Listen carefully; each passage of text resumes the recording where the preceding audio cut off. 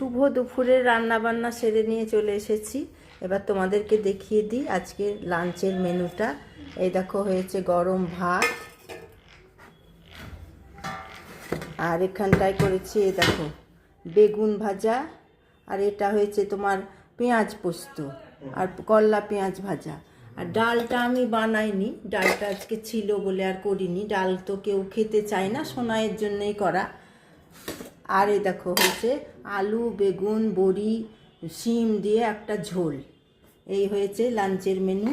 আর এই দেখো আর একটা জিনিস, এটা হয়েছে আমলকির মোরব্বা। আমলকির মোরব্বাটা আমি করেই রাখি, ওই এরা আবার যখন তখন সব কিছু খায় না, তো ভাতের সঙ্গে দিতে হয়। ওই সোনাইয়ের বাবাকে ভাতের সাথে দিই, আমি তো যখন তখন খাই। আরও একটু করব, এইটুকুই না আরও একটু করব, এইটুকুন বানিয়েছি, আবার আনবে তখন বানাবো। এই দেখো এই হয়েছে আজকের লাঞ্চের মেনু। গরম ভাত,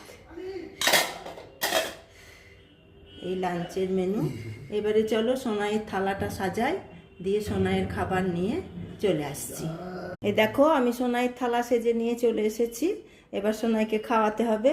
এই দেখো সোনাই বসে আছে, বসে থেকে মাথা নড়াচ্ছে আর হাসছে। আজকে মুডটা ভালো আছে, দেখো হাসছে। ঠিক আছে, আজকে এখানেই শেষ করলাম বন্ধুরা, আসছি, টাটা।